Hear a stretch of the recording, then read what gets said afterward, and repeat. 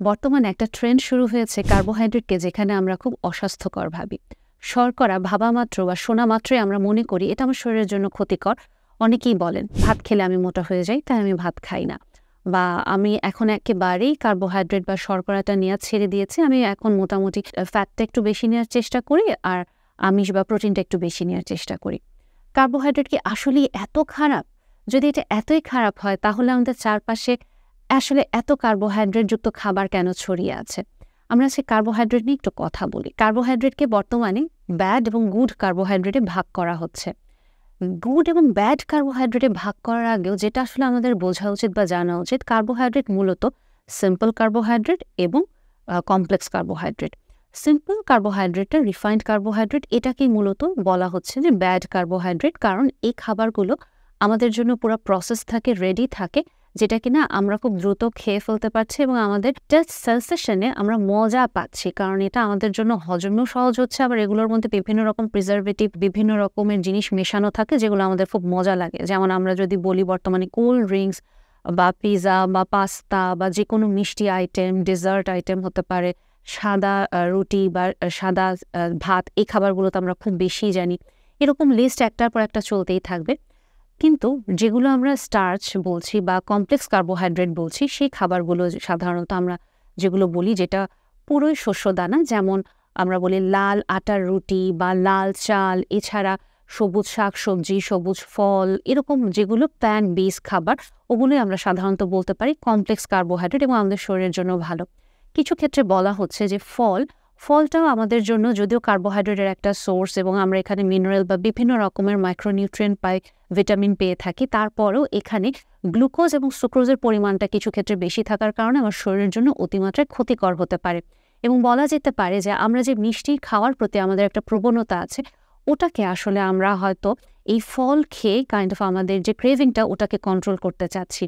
কিন্তু ফল জিনিসটার যে ডিবেটটা, সেটা অবশ্যই ফল উপকারী এবং কিছু কিছু ফলে অবশ্যই আমাদের যে মাইক্রোনিউট্রিয়েন্ট, ভিটামিন এবং মিনারেল আছে এবং কার্বোহাইড্রেট অবশ্যই আমাদের শরীরের জন্য প্রয়োজন এবং কিছু আঁশও আমরা পেতে পারি।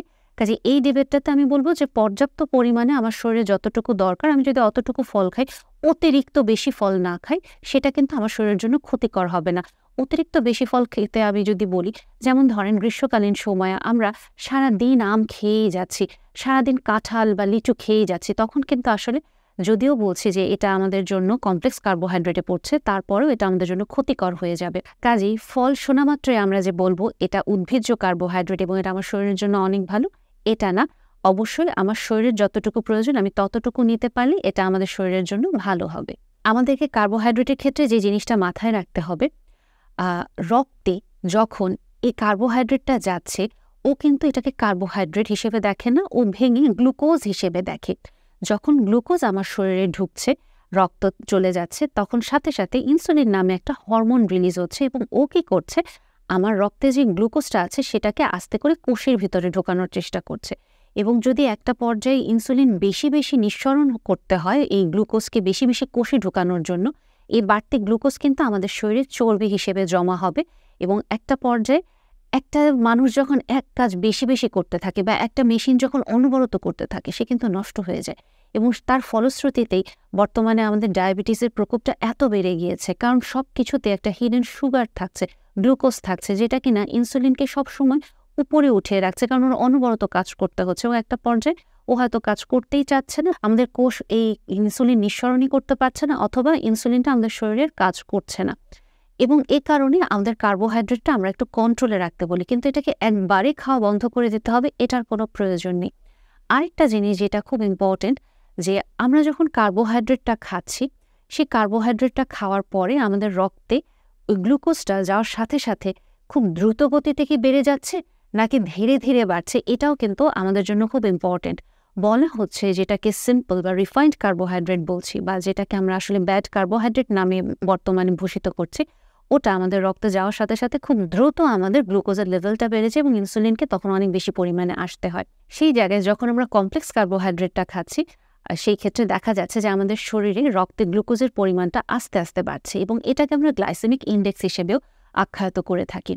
এখানে একটা জিনিস খুব গুরুত্বপূর্ণ, গ্লাইসেমিক ইন্ডেক্স কিন্তু সব খাবারের কম হলেই যে আমরা বলবো এটা আমার শরীরের জন্য হেলদি, এমন কিন্তু না। অনেক ক্ষেত্রে দেখবেন যে চকলেট কেক এটার গ্লাইসেমিক ইন্ডেক্স কিন্তু তরমুজের চেয়ে কম, কিন্তু তাই বলে কি এটা তরমুজের চেয়ে ভালো? অবশ্যই না, আমরা এই জিনিসটা জানি।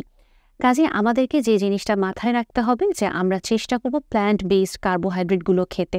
এবং এখানে আরেকটা জিনিস খুব গুরুত্বপূর্ণ যে দেখেন সাদা চাল এবং লাল চাল, আমি যে এই পার্থক্যটা যদি বলি, অনেক ক্ষেত্রে অনেকে বলে থাকে যে ভাত খাওয়াটাই আসলে খারাপ, আমি ভাত খাবই না। এই ক্ষেত্রে আমার আপত্তি আছে। ভাত খাওয়াটা মোটা দাগে আমরা খারাপ না বলি, কারণ ভাত খেয়েও ওজন কমানো যায়। বরং আমরা আশেপাশে এবং সব জায়গায় ছড়িয়ে থাকা যে মিথসগুলো ব্যবহার করি বা বিশ্বাস করতে শুরু করি কোনো রকম এভিডেন্স না ঘেটে, সেখান থেকে আমরা বলি ভাত খাওয়াটা খারাপ। ভাত আপনার জন্য খাওয়াটা আনহেলদি হতে পারে যদি আপনি সাদা ভাতে অভ্যস্ত হয়ে যান। সাদা চাল এবং লাল চালের মধ্যে যে পার্থক্যটা আছে এবং কেন এটাকে আমরা বলছি যে সাদা চাল তুলনামূলক খারাপ, সাদা চালে আমাদের দেখা যাচ্ছে যে লাল চালের যে ফাইবারযুক্ত অংশটা থাকছে ওই অংশটাকে আমরা ফেলে দিচ্ছি, যেখানে শুধু ফাইবার বা আঁশই না, বরং ওখানে কপার, আয়রন এবং ভিটামিন বি এবং আরও কিছু উপাদান আমাদের শরীরের জন্য উপকারী ওগুলো থাকছে, আমরা যেটাকে ফেলে দিচ্ছি। আবার সাদা চালটা দীর্ঘদিন আমরা সংরক্ষণ করতে পারছি। এবং কেন পাচ্ছি? এই লাল চালের ভেতরের একটা অংশ আছে যেখানে কিনা আমাদের healthy fat, vitamin E, vitamin B এবং আরও কিছু উপকারী উপাদান থাকে। ওই অংশটাও কিন্তু রাখলে বেশি দিন সংরক্ষণ করা যায় না চাল, কাজে আমরা ওটাকেও ফেলে দিচ্ছি এবং আমরা রাখছি শুধুমাত্র মাঝখানের একটা অংশ, সেখানে অল্প কিছু মাত্রায় প্রোটিন পাচ্ছে এবং কার্বোহাইড্রেট থাকছে।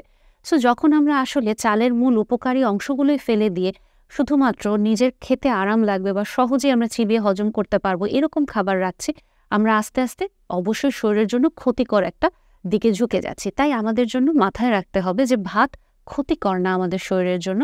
আমরা অবশ্যই কার্বোহাইড্রেট খাবো, কিন্তু আমরা আমাদের শরীরে যতটুকু প্রয়োজন চেষ্টা করব আমরা আমাদের খাদ্যাভ্যাসে, যদি স্পেসিফিক কোনো ডায়েট প্যাটার্ন ফলো করে না থাকি, মোটামুটি 30 থেকে 40 ভাগ আমরা কার্বোহাইড্রেট রাখতে পারি, 30 থেকে 40 ভাগ আমরা ফ্যাটটা রাখতে পারি, বাকি অংশটা আমরা প্রোটিন রাখতে পারি। এবং অবশ্যই এক এক ডায়েটের ক্ষেত্রে এটার পরিবর্তন আসবে, কিন্তু গড় পড়তা আমরা আমাদের ডায়েটটা ফলো করার জন্য এভাবে আমরা আগাতে পারি। কাজে কার্বোহাইড্রেট আমাদের শত্রু না, এবং আমরা অবশ্যই রাত্রেবেলাও ভাত খেতে পারি, রাত্রেবেলাও ভাত খেয়ে ওজন কমে।